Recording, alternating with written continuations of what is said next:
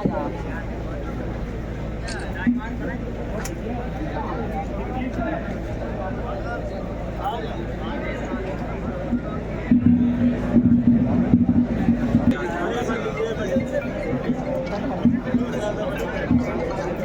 यहाँ पर जो बैठे हुए हमारे समर्थक हैं और कार्यकर्ता हैं और हमारे साथी हैं, पानी वाले भैया,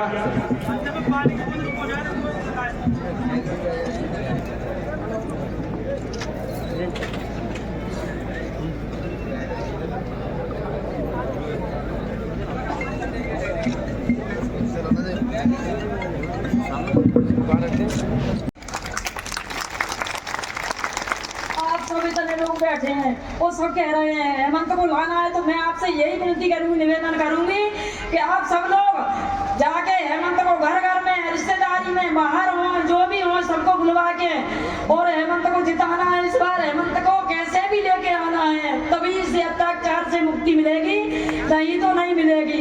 कहना तो मैं बहुत कुछ चाहती हूँ, लेकिन मैं कह नहीं पाती हूँ, मेरा गला भर जाता है, मैं बोल नहीं पाती हूँ। उन्होंने कहा ना कि मैं आप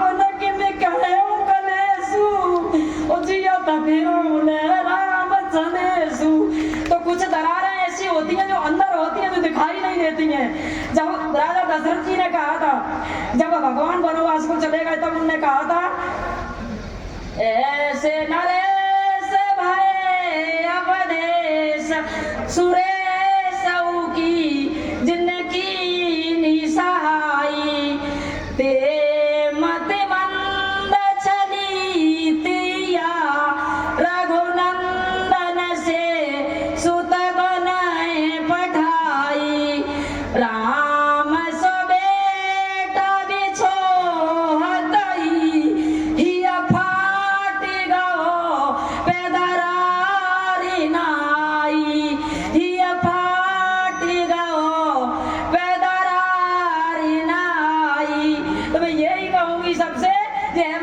बेटा है, किसी का भाई है, किसी का भतीजा है। मैं आप लोगों को सौंपने आई हूँ, जब लाज आपके हाथ में, आप रख लेना इस लाज, आपको बचानी है कैसे भी करके। मैं आपसे यही निवेदन करूंगी, यही मेरी प्रार्थना है सबसे। देखिए बहुत कम समय था, मैं नहीं जानती मेरे साथ ऐसा होगा, तो वो तो कुछ को चलेगा, लेकिन हेमंत को कुछ सिखा भी नहीं पाया। तो आप सब लोग की झोली में डाल के चले गए। आप सब लोगों को देखना है, ये देखना है हेमंत बच्चा है, अभी जो भी गलतियां करेगा आप लोगों को माफ करनी पड़ेगी। और कहने सुनने के लिए अपने पास 5 साल हैं, लेकिन इसके लिए आप अपने पास बहुत कम समय है। तो आप कोई भी रूठे हो, जो भी हो, आप मेरी तरफ देखें, मैं झोली फैला के सबसे निवेदन करती हूँ कि आप बिल्कुल नाराज न हो, मेरे पास आए। मैं उसकी माँ, उसको सब लोगों को वचन दे रही हूँ कि अभी मैं जिंदा हूँ, तब तक आप हेमंत को अपना बेटा, भाई, भतीजा जो भी माने, इसके कोई बिल्कुल कोई भी बात हो, कैसी भी बात हो, सब बात को बाहर करके आप अभी सब भूल जाए। जो भी रूठे हो, जो भी हो, सब आ जाए, आप मेरी तरफ देखें, इस झोली की लाज रखें और हेमंत को अपना हाथ के पंजे पे बटन दबा के 17 तारीख को भारी बहुमत से विजयी बनाए। यही मेरा कर्तव्य वेतन है, सबसे प्रार्थना है। मुझे कुछ नहीं आता है, मैं ऊपर बैठी हूँ, आप नीचे बैठे, मुझे बड़ी शर्म आती है इस चीज के लिए। मैं कोई संदेश देने के लिए अभी नहीं आया हूँ, अभी तो मैं चुनावी मैदान में हूँ। अभी जनता जनार्दन से ये निवेदन करने आया हूँ कि मुझे टिकट मिल गया है, नामांकन मैंने आज दाखिल कर दिया, कार्यालय का उद्घाटन कर लिया है। अब पूरी जनता जनार्दन मुझे अपने बेटे के रूप में, अपने भतीजे भाई के रूप में आशीर्वाद दे और चुनाव जिता करके भेजे, जिससे कि उसके बाद में आने वाले समय में कांग्रेस की सरकार में जनता की सेवा कर सकूँ और जो विकास की गति अटेर क्षेत्र में रुकी हुई है उसको आगे बढ़ा सकूँ। जो अभी आपने दद्दा टैक्स, ये दद्दा टैक्स का जिक्र किया, ये क्या है दद्दा टैक्स? दद्दा टैक्स आपको भी मालूम है, ये जिस प्रकार से अटेर विधानसभा के मतदाताओं को भ्रष्टाचार करके लूटा गया है दद्दा जी के द्वारा, ये उसको यहाँ की जनता ने दद्दा टैक्स का नाम दिया है। और दद्दा टैक्स से अब यहाँ की जनता मुक्ति पाना चाहती है और दद्दा टैक्स को इस बार उखाड़ के फेंकने को जनता तैयार है। अच्छा, ये जो अभी उन्होंने जो शिलान्यास किए हैं, अभी उन्होंने मेडिकल कॉलेज जो खूब में ले गए हैं, अटेर का जो अभी चंबल कनेरा योजना की है, इसके बारे में आप क्या कहेंगे? देखिए, वो तो मात्र जैसे ही उनको पता चला कि कल आचार संहिता लगने वाली है, एक दिन पहले वो मंत्री जी ने तुरंत 10-20 नारियल खरीदे और तुरंत यहाँ से भागते हुए फूक गए। फूक पे जाके उन्होंने एक नारियल फोड़ा, 300 करोड़ रुपए की घोषणा कर दी वहाँ मेडिकल कॉलेज की, जबकि कोई नोटिफिकेशन नहीं है, कोई उसका बजट आवंटन नहीं हुआ है, कोई पैसा नहीं आया है, कोई जगह आवंटित नहीं हुई है, लेकिन उन्होंने बोल दिया। ऐसे ही फिर उसके तुरंत बाद गए, एक नारियल लेके जाके कनेरा योजना पे फोड़ दिया, फिर हज़ारों करोड़ों की घोषणाएं वहाँ कर दी। शुद्ध मतलब ये मान लो कि आप 200-400 रुपए के नारियल और 150 रुपए की एक किताब छपवाई, 500 रुपए का काम भी किया नहीं और 5000 करोड़ की घोषणा कर दी झूठी किताब छपवा करके। तो दिख रहा है कि कैसे ये इनकी नीयत है, बेईमान है और क्यों जनता को ये भ्रमित कर रहे हैं, क्योंकि 5 साल इनने कोई काम किया नहीं। आचार संहिता के एक दिन पहले ही 5000 करोड़ का विकास कर दिया, वो भी नारियल मिला, जनता को मिला तो कुछ भी नहीं। तो ये जनता के सामने दिख रहा है कि इनका चाल चरित्र और चेहरा क्या है और किस प्रकार से ये झूठ की राजनीति अटेर में फैला रहे हैं। जनता के बीच में आप किस उद्देश्य और क्या जनता के बीच में आप लेके जाओगे, क्या उद्देश्य रहेगा आपका?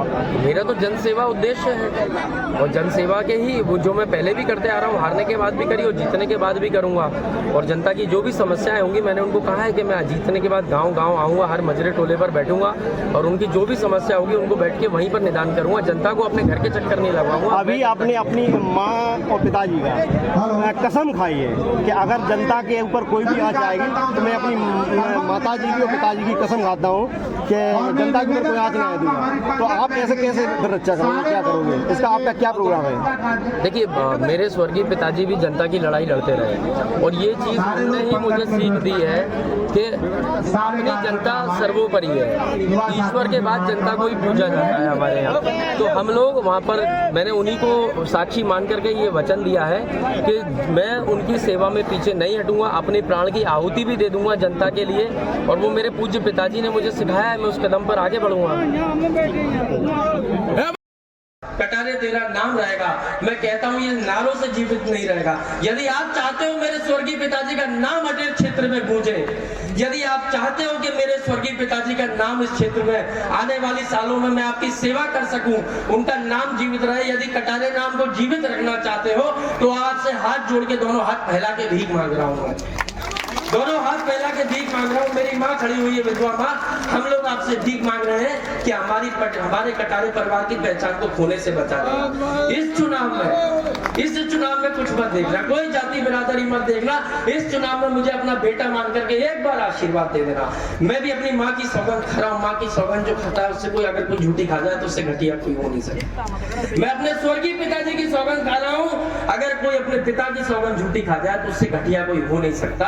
मैं माँ और पिता को साक्षी मान के बोल रहा हूँ कि पूरी अंतिम सांस तक आपकी सेवा करूंगा। जरूरत आ पड़ी तो जान की बाजी आप लोगों के लिए खेल जाऊंगा, ये वचन आपके।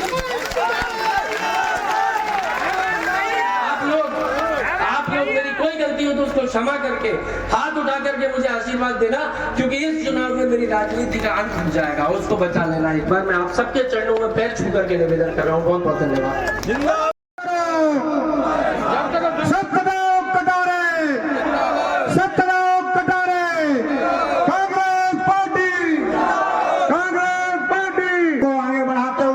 बात कहेंगे कि गरीबी सिंह यादव आए अपनी बात कहें। सभी महान पुरुषों का नाम नहीं ले पाऊंगा। बहन सुशीला जी, दूसरी बहन हमारी मंचों में और सभी आए।